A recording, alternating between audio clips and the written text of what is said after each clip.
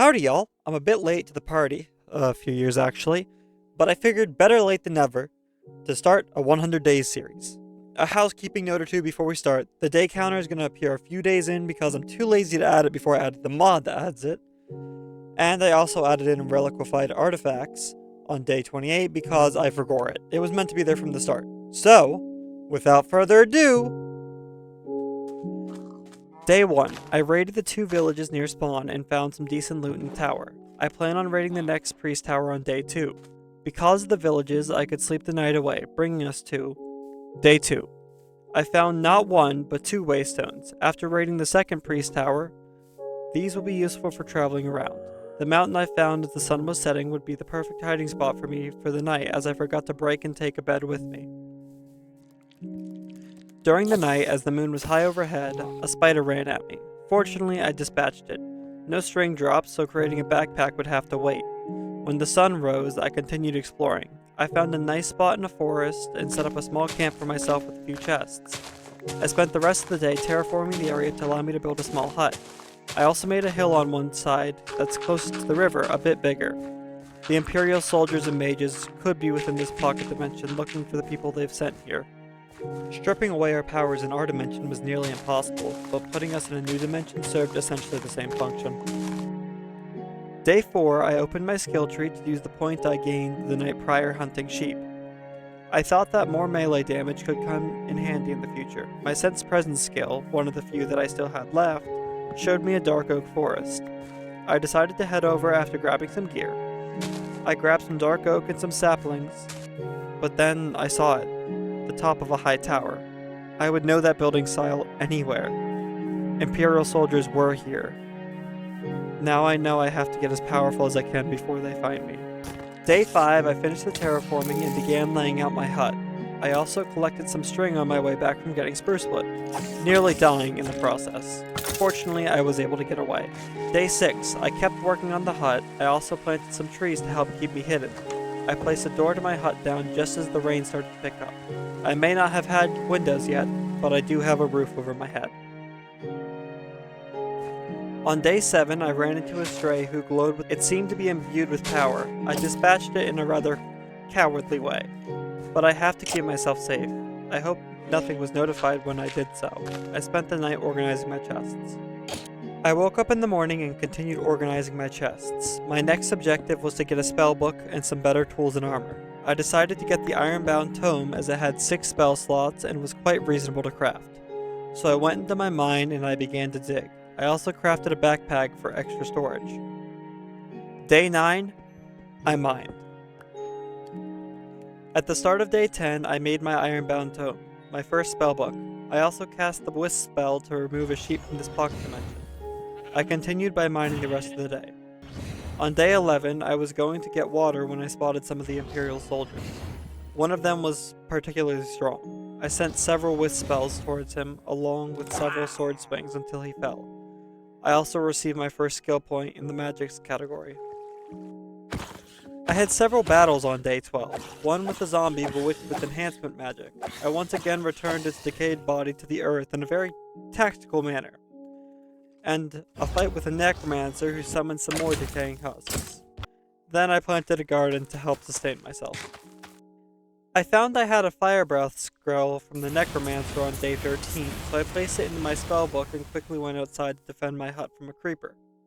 It stood no chance. I also went to go scout out the Arch of Ochre tower. It appears as though the Arch of Ochre got a pyromancer to join them. As the night fell, I collected myself and prepared to brave the tower. I didn't think I could take down the Arch of Ochre yet, but I could deal a blow to the Empire if I took out the soldiers in the tower. There was even a mage hunter, but I took care of it. On day 14, I walked out of the tower in the midst of night. As the sun was rising, I began to explore the Pyromancer's tower. I also knew I'd be no match for it yet, but I could bypass it. I found nothing but glass bottles and a few artifacts. On day 15, I went back to mining. Day 16, it was back to mining, but my sense presence skill had picked up an unusual monster nearby, so I dug to check it out. After I crafted a new pickaxe and commandeered some water, I swam down into the hole. It was a mimic, already active too. I destroyed it and collected its loot, a hook which gave me extra experience. Day 17, I started by crafting a cutting board to make more compost to expand my garden. I also found more Imperial soldiers, presumably going towards the fort I attacked. Day 18, I placed down my waystone, naming it Temple Guard. I also realized I needed rice for my garden, so I began to collect things to go on a journey to find rice. And so, on day 19, I went off to collect some rice and to find some spells. Hopefully. I found a spawner later that day. With Silk Touch, I could mine it and move it, but I had no Silk Touch pickaxe, so I marked down the location and moved on. Day 20, I came across a ruined portal with a few things inside the chest. Then another with less grandiose loot. Then, I found a Pyromancer tower. Day 21, I stormed the tower. A skeleton appeared when I broke some scattered armor, and it dropped netherite scrap. I found a hidden chest in a broken part of the tower. I decided to take on the Pyromancer in the basement. I then used magic to increase the size of my backpack by using an iron catalyst, and then using a gold one. I then drank some fire ale. Day 22, I found an Imperial outpost. I opened the iron golem cages and let them have their way. Day 23, I found a strange portal. It was broken. I need to do more research on it as it seems to be made out of glowstone. The Nethers is made out of obsidian, but I've never seen a ruined portal made of glowstone. I then found an apothecary's hut. They were probably cast into this pocket dimension too. They aren't hostile, so I went in to speak to her. She did say she was cast into here and turned into a piglin. When I asked her if she wanted to join me, she declined. I also asked if I could borrow some stuff to help figure out a way home. She told me to help myself. Finally, on day 24, my journey was over. I found rice, so I could go home and plant it. I set up a waystone near the second apothecary and I traveled home via teleportation. As soon as I got home, I planted my rice to ensure I had more later. The rest of day 24 I spent unpacking. Day 25, I went on another mining trip. I found a trap spawner that summoned one singular hostile mob.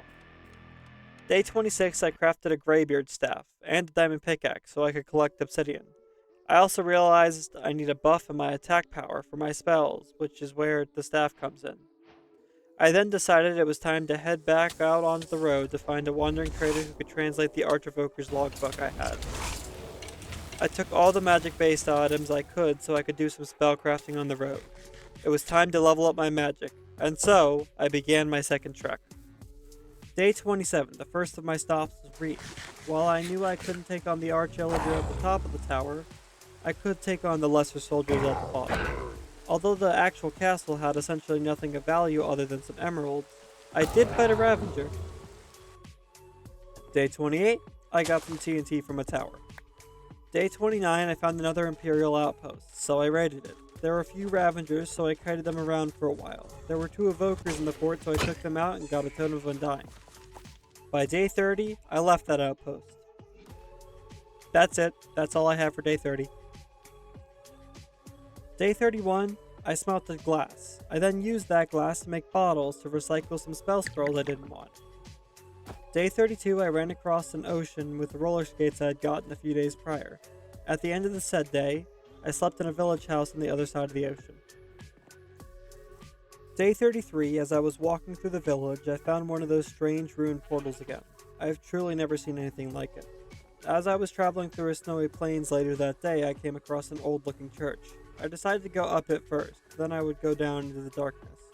The true gift, however, was the cobwebs. With them, I could craft a compass which would guide me to the Imperial outposts. I set down a waypoint so I could easily get back to this church whenever I wanted to. And finally, on day 34, I found what I was looking for. I sensed the wandering trader within the walls of the fort. Now, I just needed to clear the fort. Day 35, I placed the waystone down and traveled to a village with a priest. I traded with him to get the villager Bible. Now all I need to do is get home and create some holy spells. The rest of the day I spent unpacking for my trip. Day 36, it was time to make more spells and make this new spellbook powerful. Finally, after a day and night of non-stop upgrading, I had one legendary ink. I could create the most powerful holy magic spell again, Angel Wings. I also grabbed a few other spells of lesser tiers for more magical power. Then I made some new wizard armor to match my new magic powers. On the next day, I quickly ran to the mines to grab some amethyst for more divine pearls. And on day 39, I turned all my wizard robes into priest armor. On day 40, I went to the nether finally. I found the fortress nearly instantly, with what seemed to be ancient ruins nearby. Day 41, as I rounded a corner, I found a staircase with netherwart. I also raided a few chests. I then slowly took on the ruins. Day 42, I left the nether to make an enchantment setup. Now that I have an enchantment setup, I can enchant all my tools and armor. But first, I wanted to make the best setup I could. See, using a bunch of candles would allow me to increase the arcana amount in the table itself, which would allow me to get better enchants. In the morning of day 43, I found some Imperial soldiers on a patrol a little too close to my hut, so I removed them from the board. I crafted some hell shelves to increase the Eterna value and got my first level 42 enchantment. Unbreaking 4, Fortune 3, and Efficiency 5 on a new diamond pickaxe. Finally, I began the hunt for netherite. Finally, in the beginning of day 44, I hit pay dirt. Pay netherrack? Either way, 2 ancient debris. After a bit more mining, I swapped to breaking stone pickaxe instead of my diamond one. It resulted in me gaining 9 more ancient debris for 11 in total. Day 45, I left the nether with my netherite to smelt it. I then organized while waiting before crafting the netherite ingots. Day 46, I went on a diamond mining trip. Later that day, I found an ancient city. I would not be raiding it today, however, as I don't have a death wish. Day 47, I enchanted a new pickaxe with Silk Touch, and some of my armor. I needed the Silk Touch to get some amethyst clusters so I could make my enchanting table even better. Now, I just need levels. Fortunately, I know of a way to get some easy ones. See, now that I have Silk Touch, I can move spawners, so I grabbed one I had found a few days prior to move it to the surface. After sleeping the night and rain away, I just started building my mob farm. Day 49, I placed down the spotter and added a comparator to it.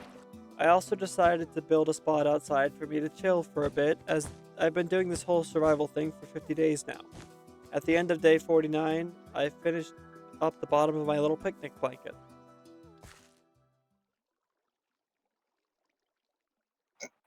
Someone's here.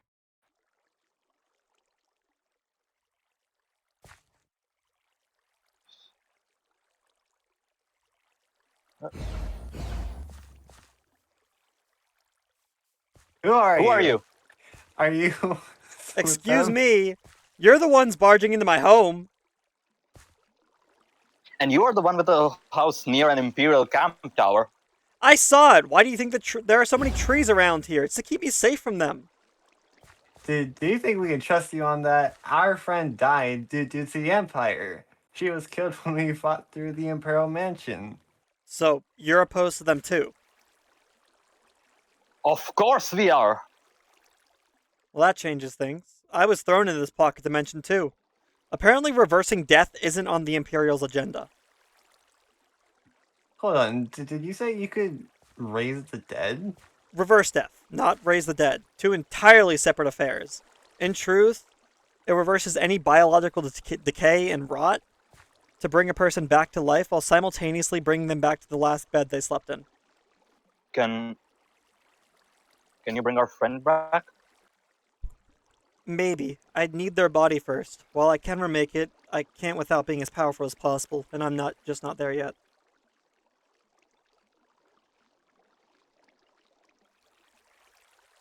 So that's why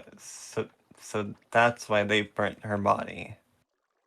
So she can't revive them.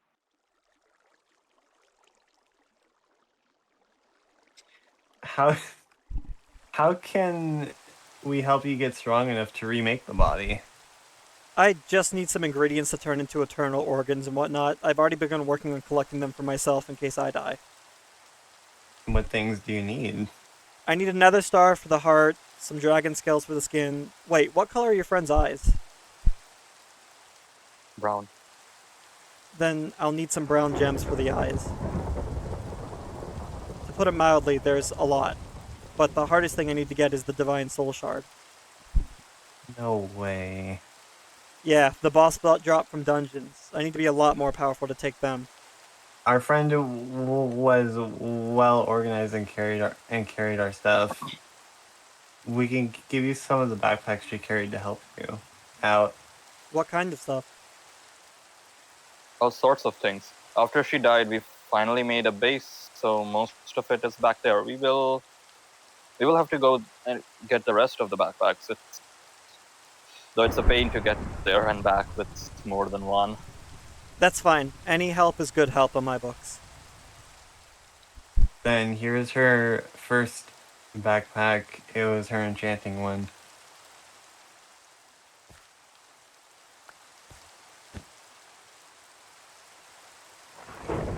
That's some really good stuff. Are y'all sure about this?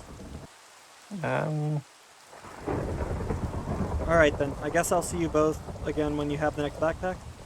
Yeah, see you then, miss. I stare death into the eyes and death blink. You can call me Locomeon. Too long. How about Loco? Wait, Chris. Fine by me? And you can call me Flying Chris. And you can call me Cat. Alright, see you all around then. Will do. Day 51, I went into a cave to get some dripstone for my spawner to lower the health of the monster spawn. I also added a soul lantern so the spawner would ignore light levels. I added sugar and fermented spider eyes for faster spawning and more mobs per spawning target. Then some clocks to reduce the max spawning time, and the wool to silence the mobs that get spawned. And so, on day 52, I farmed some levels. I ended up placing down the 2 bookshelves and that Flying Chris and Cat gave me from their friend at the end of the day. The next day, I dumped all the enchantment books I had into the library. Then I went back to the nether after upgrading some spells to find some netherite upgrade templates. As I dropped into a bastion, I quickly looked around for any assailants. There were none, so I set up an escape route and began exploring. After clearing some piglins, I began raiding some chests. By day 54, I found it, a netherite upgrade template. I needed to continue looting chests, but that was what I needed, and I found it. Day 55, I made my fortune pick into netherite. Now I can go mine mithril. I found a bit of mithril and went back up to get some pickaxe tomes for pickaxe-specific enchantments. Day 56, I upgraded my enchantment setup again. Day 57, I upgraded my enchantment setup again. Day 58, I upgraded my enchantment setup again. Finally, on day 59, I got the treasure shelf. I also used the sea shelf of aquatic filtration to get rid of Curse of Vanishing, so that way it wouldn't come back up in the enchantment table. Day 60, I made a looting sword so I could hunt ghasts for their tears. Day 61, I threw 5 ghast tears into my spawner to increase the spawn limits, and I kept farming levels and books. Day 62, I made some budding amethyst in my enchantment table. I used the budding amethyst to make a geode-encased bookshelf of stability to make my enchantment quanta more stable. Day 63, I began my journey into the Apothic Gems form of magic. Day 64, I began a new part of my base for the Apothic magic. Day 65, I made a sheep pen and bred me some more sheep. Day 66, I did it again at the end of the day and made my way down to the ancient city to begin raiding it. On day 68-1, I accidentally summoned the warden. Whoops. I also found an enchanted golden apple. Day 68, I upgraded all of my skill trees. On day 68+1, I found an other side music disc. I also found 2 more e-gaps. On day 70, I made it back out of the ancient city into the surface. I put all my books in the enchantment library and started organizing my stuff. My next task would be a proper storage system. I decided to put the main terminal for the system under my hut. While expanding upwards is typical for wizards and witches, it's not feasible for me given the soldiers roaming around, so down I have to go. I wouldn't need a lot of space, but I would need some for storage blocks. I finished the second level by the end of the day. Day 71, I crafted some crafting terminals to replace my crafting tables in my base. I also crafted the rest of the components needed for Tom's simple storage system. Day 72, I finished placing down the chests. At the end of the day, I placed down the inventory connector and opened the terminal for the first time. I now had plenty of space for all my future adventures. I spent the rest of the day putting things in my new storage system. Day 73, I added more cables and another terminal near my enchantment table for easier access to my storage system. Day 74, after putting in another terminal in the upstairs of my house, I began reorganizing the upstairs. No more pile of workstations for me! And I don't care what someone says. Once you put the scroll forge next to the bed, it's home. On day 75, I collected some lapis then enchanted a whole stack of books for my enchantment library. Day 76, I dug a new mine entrance and stumbled upon a spawner. Again. In one of the chests, I found the most powerful spell ever created. Day 77, I finished my bubble column for my new mine entrance. I also began mining for more mithril. Day 78, I made some blast furnaces to smelt mithril into scraps. Then I made these scraps into ingots and made a new weapon part. I then used that part to make a new sword. Day 79, while collecting spider eyes, I came across another abandoned camp. I wonder who keeps making these. Day 80, I enchanted my new sword. Day 81, I enchanted my armor and continued working on my gemsmithing area. For now, I just set the items needed to make the gems and armor better down. I could decorate it later. Day 82, I went on a mob removal spree. Day 83, I recycled the materials gained from the removing spree. Day 84, I collected 2 witches in my ender lasso. Day 85, I turned all my ender leads into occult ender leads. They would allow me to rebind the spawner with whatever was inside the lead. Day 86, my objective was to get as many legendary inks as I could get from the wandering trader I found. I also destroyed a skeleton called an undead knight. At the end of the day, I snatched a vindicator so I could farm emeralds easier. On the dawn of day 87, I made a few final purchases with the wandering trader. I also learned I could bind wandering traders to the spawner, and I got some more legendary ink and even an enchanted golden apple. But out of canon, I'm banning this for being way too powerful. I subsequently removed the wandering traders from the spawners and from the occult underlead. I later made an Eldritch manuscript allowing me to use Eldritch Blast. I also crafted some lesser spell slot improvements allowing my spellbook to hold 12 spells. I then went on a mob hunt to test out my new powers. Day 88, I yoinked a wither skeleton for my farm in the overworld. Within a single swing, I had all the wither heads I needed to fight the wither. Day 89, I made some mini dust so I could reroll some artifacts I had. I did this a few times to get some really good artifacts. Day 90, I got one of the items I needed to escape this reality finally, the warp drive. I would have to level it up, but it would be invaluable to my cause. Day 91, I farmed mobs at my grinder to get lots of gems. During the night, I fought another apothic mob who I took down easily. On day 92, I reforged my first item, my amethyst rapier. I could now do what was called an execution. When a mob dropped below a certain health threshold, it could be executed. In this case, 19%. I also found another spawner and a mini-boss dungeon. I destroyed another mimic. Day 93, I finished enchanting my armor with the max-based enchantments. Day 94, I did some more artifact changing. I got some good ones right off the bat. I needed to get everything in order so I could fight the Wither on day 97. I also reforged my priest chestplate, which allows me to fly, like an elytra. Though out of canon, I accidentally did that off camera. Anyways, I also made a perfect gem of the Guardian, which gives me plus 20% holy spell power, 1 in a staff. So I made a new and better staff. Day 95, I reforged the staff. It would now give me absorption hearts when I healed myself. The rest of the day, I spent maxing out my artifacts so they were the best they possibly could be.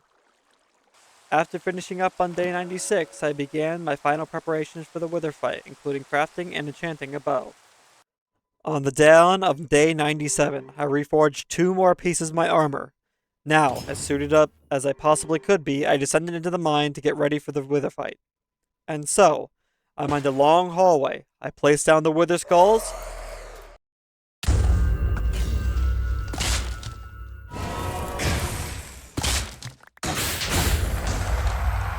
For the most anticlimactic fight ever. Hold on. I'm gonna tweak a setting or two. Okay. Settings tweaked, snoots booped, and Wither skeleton skulls reacquired. And so, I placed down the Wither skulls.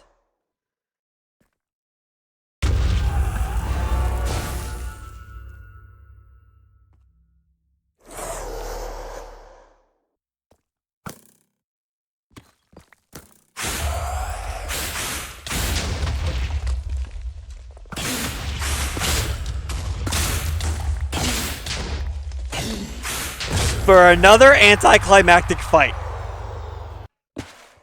Let's try one more time. I have one further world level I can ascend to. Alright, here we go. And so, I place the skulls down.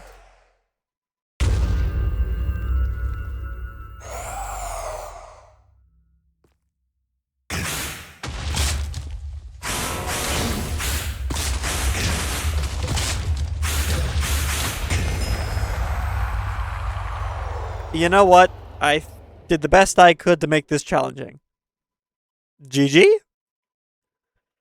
The next day, I started smelting the mithril I got during my wither tunnel mining. Then I recycled a netherite shovel I got from a zombie. I then went to the ocean to run around to increase the level of my running shoes.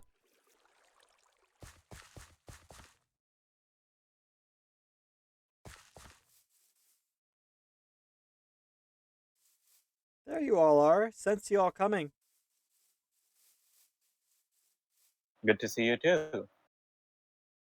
Sorry, I just went to go get some nether stars. It was a lot easier than I thought it'd be. All good. We brought the second backpack. Oh, good. What's it got this time? Well, I was wondering which one to bring, and I think you might find something important in this one. She kept it Ooh, a secret, even from us. ooh. I don't even know what's in it, so It's got I it, hope it's of use. oh, absolutely. It's got some warden tendrils in it, and I've been needing those for my enchantment setup to make it even better, which is awesome because I was gonna enchant my boots and Oh, whatnot. that's good. So, Anything else you need? uh, unless you have some books on you, no. Uh, Hold on. I have some. Yeah. Where do you need them? Um, I for my enchanting, I'm building the best set of armor and tools I possibly can, so I don't die when I go to the end. Ah, right. That makes sense.